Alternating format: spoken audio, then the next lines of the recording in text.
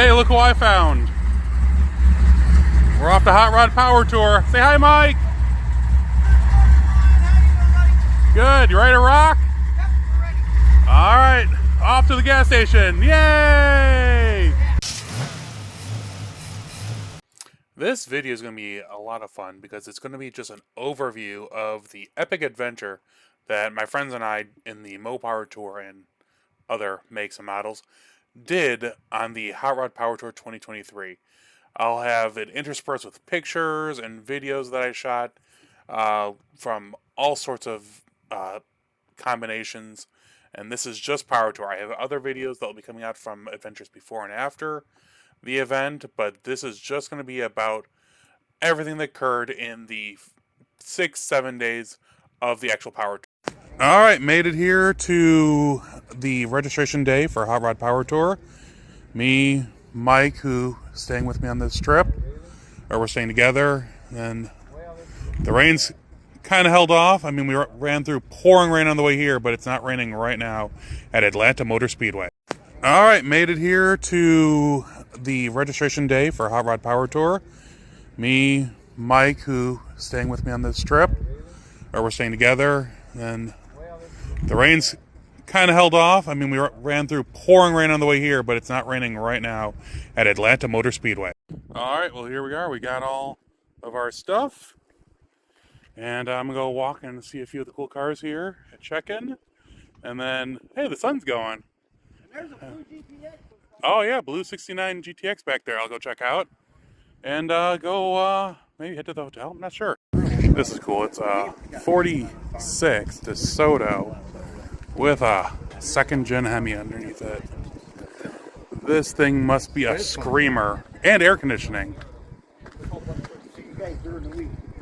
This is cool. So we were hanging out, talking to friends because it had stopped raining, and then it came upon us again. Back to the Hot Rod Pouring Tour. Yay. Alright, well, there we go. Doesn't say Power Tour until you get your picture in front of the bus. I saw some friends, and gonna head out and get some food here in a few minutes. This was just the end of registration day, which isn't actually even technically the start of Power Tour. It's just where you pick up your stuff for the rest of the Power Tour. Unlike last year, it was all on Monday. And here we were starting day one of Hot Rod Power Tour in the normal fashion of waiting in lines. We waited a few hours just in a single file line. And then they put us into big, long lines of probably about 20-30 cars each in one of the bigger parking lots, and then let us into the property one at a time. And it turned into a little bit of a cluster. I saw a gentleman throw the biggest hissy fit when his car group wasn't let in, I guess, in time or something. I'm not quite sure. I got out of there as fast as I could. Okay, a little context of what's going on. We waited in a single file line for about 2 hours going around the racetrack. And there's such a backup that they started separating us out into separate lines in the parking lot because of the backup. And now they're letting us only into the property one line at a time, going over there. One row, and I've heard from other people further behind us that the backup's about 15 miles long. So, welcome to Hot Rod Power Tour. We got in line at 9:45 this morning, and 3 hours later, at 12:45, we're finally in the venue. So I finally made it to the actual Hot Rod Power Tour venue, and I've already seen the car that wins the day. I saw this thing and I don't have words. I'm going to show you here in a second. That is a 2009 Dodge Challenger Classic that someone has put a 69 GTO nose on and taillights. This thing, I'm speechless. I mean, it really, I'm like, okay, Camaro. But no, I saw the roof, I'm like, oh my goodness. It's a Challenger GTO Judge. This thing is insane. Yeah, that Challenger GTO was definitely one of the weirdest cars at the show, but everything else went extremely well. The venue was great. The cars were amazing. I only saw probably a quarter of the show because I was so busy. That's my friend Jeff Thist's car. That's Lucky Costa's truck. And it was really cool that they had a lot of the Hot Rod and Motor Trend hosts. Like there's Lucky and Alex. There's Project X. They were on hand signing. There's Steve Dulcich and David Freiberger, Newbird and Cotton. There's my buddy Jeff. They had all these cool people on site doing all sorts of fun stuff all week, basically. That wasn't the end of the day, though. I eventually made my way over to the autocross and just happened to catch my friend Morgan on her last lap with her El Camino. And this is going to come in to play a part of a funny story on the next day or two. But she did really good. She was in the top 10 on that first day. And then Roadkill Garage went out there with their red Duster cheap beater. Steve Dulcich and David Freiberger made 3 quick laps. And that will also come into a story later in the video. With our group, every travel day, we always meet up for breakfast at some local restaurant. We always go to someplace unique, hopefully from Diners, Drive-In Dives or some other cool, historical restaurant. And then we all travel together on the route day. And like on this day, I think we had 15 or 20 cars, and it was real difficult. When we stopped for gas, we fill up the place. I almost adopted that cat because she was adorable. But we had a blast until we found these 2 old gas stations, and that was awesome. I mean, they were 2 vintage gas stations, completely out in the open in this small town in Georgia. We were able to pull up and take some really cool pictures. The whole downtown was nice. Bob Ashton of the Muscle Car and Corvette Nationals was giving away T-shirts. It was just a great stop that was completely unexpected, especially since we were on our way to a special setup location on a vintage junkyard.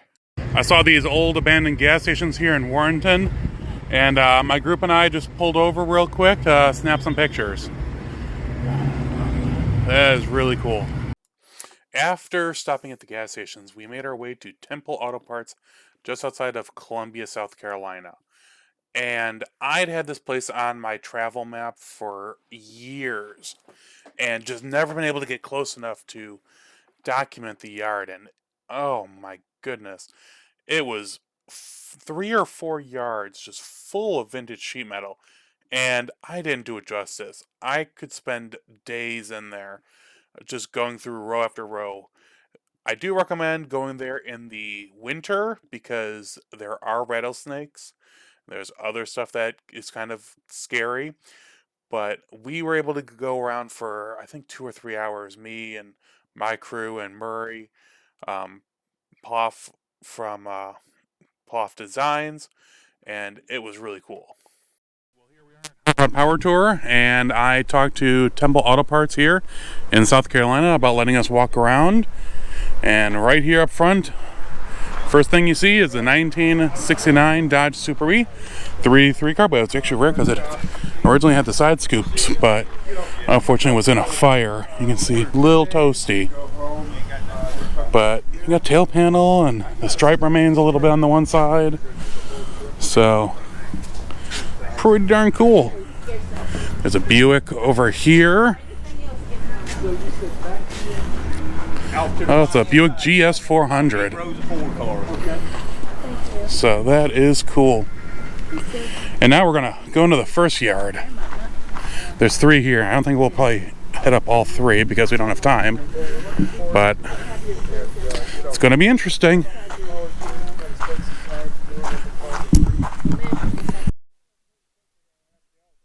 Uh-oh. My friend Murray's doing a place. Or anything? Yes, rattlesnakes, he said. Rattlesnakes? He said legitimately, we have to worry about rattlesnakes. He said don't jump on any cars, don't take any parts, and watch out for rattlesnakes. All right. So, oh, Cordoba. Here's a panel wagon. Like a GTO or a Le Mans there. This is what I do for my Ooh, wagon. There's a few here.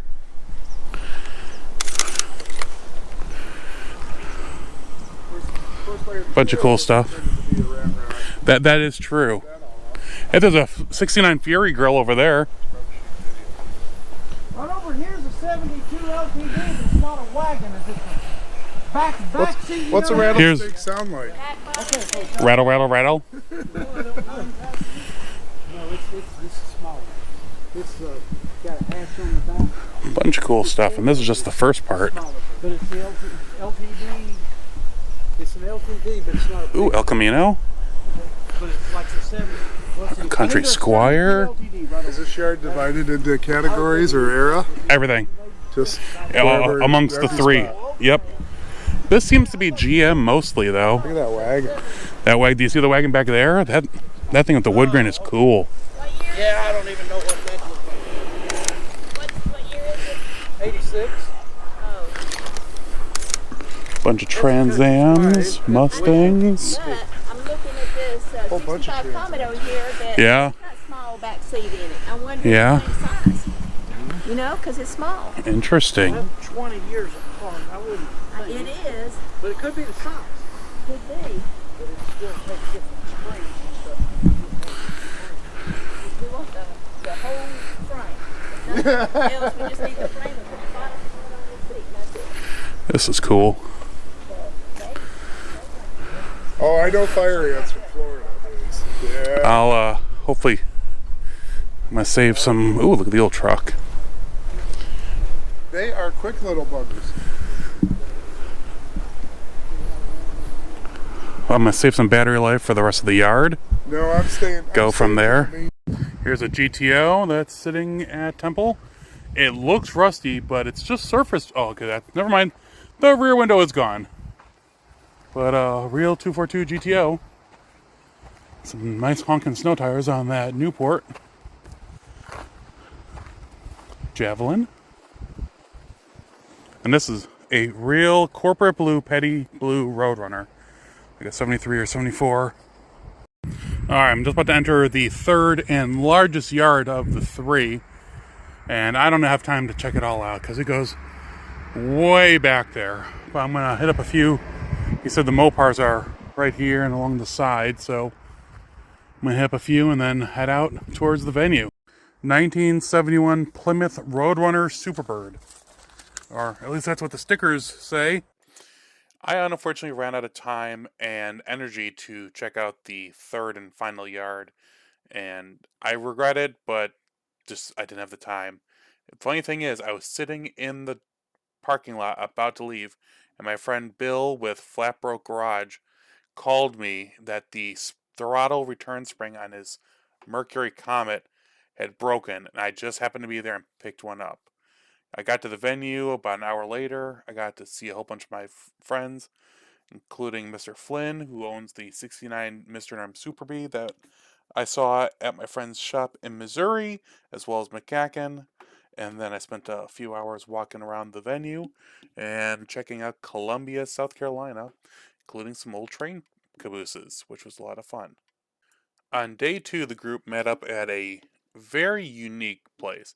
Mr. Bunky's Market had everything you could imagine to survive the apocalypse.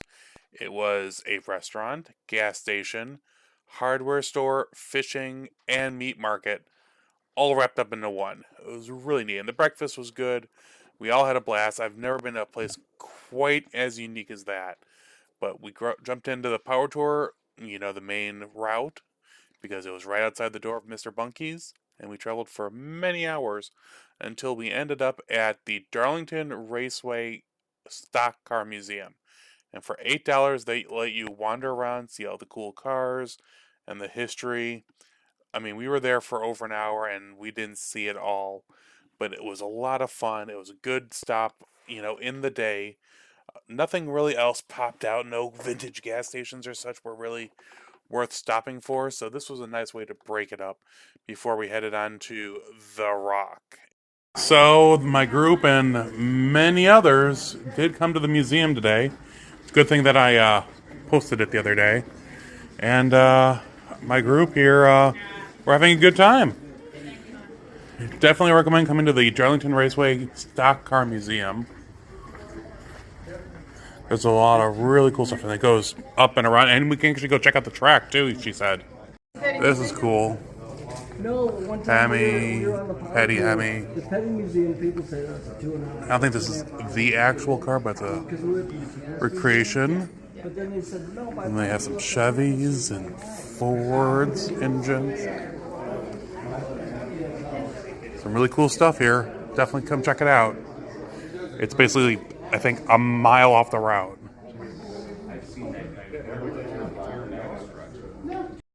We did eventually make it to Rockingham, North Carolina, at the old NASCAR track there, The Rock, Rockingham Speedway. And my friend Mike, who lived just north of there, met me there with the 69, or it's actually a 70 Charger cloned into a K&K car with real NASCAR Daytona nose and wing. And it was really cool to see him. I hadn't seen him in a while. And the rest of the show was a blast. Really cool being in the old facility. Hung out with friends for a few hours, and then we all went back to the hotel and enjoyed a good evening. The third day of travel was definitely a lot more low-key. The group just ended up going to Fayetteville, North Carolina. They had a very small car and train museum along with their history museum. And it was cool to see. The train station was very nice. The annex that had the car stuff, they had an old gas station that had been put in the building along with the garage that would be along with it. They had a Model A pickup truck there on display, as well as some old fire equipment. So for a day that didn't have a lot on the travel route, it was definitely a little break. It was a little early in the day, in my opinion, but what can we do? We didn't plan the route. It was a lot of fun. Me and my group walked around for, I think, about an hour and a half before we decided to turn around, head out of Fayetteville, and keep on going on our way to Z-Max Dragway, which we'd been to in the past. I think Power Tour started there just a few years ago. It ended there a few years ago. It's always a good time. And the people that were lining the road were phenomenal. Absolutely phenomenal. I haven't seen so many people lining the road on Power Tour like this in a very long time. And the venue was absolutely packed. And the highlight of this day, at first, was the ability to see my friend Kendra Summer of Cruising with Kendra, who had moved out there a few years ago. We got to hang out for a few hours because she came with me to Stuart Haas Racing, where a gentleman gave us a private tour of the facility. I only have a few pictures from the outside lobby area, but I can say that I've never been to a race facility like that. Absolutely incredible. And on the last day of the Hot Rod Power Tour, which was Friday, we all met up at Famous Toastery, which had a great breakfast, and we headed out. There was no planned stops for the Power Tour or our group on this day because we knew it was going to be a very tight time frame because we were driving to the venue and then we were all leaving from there. But we did get to see our friend Lou with the cop car and my friend Dale Matthew, who I'll explain in a minute, saved the day for Roadkill. There was Ian and Bob Ashton.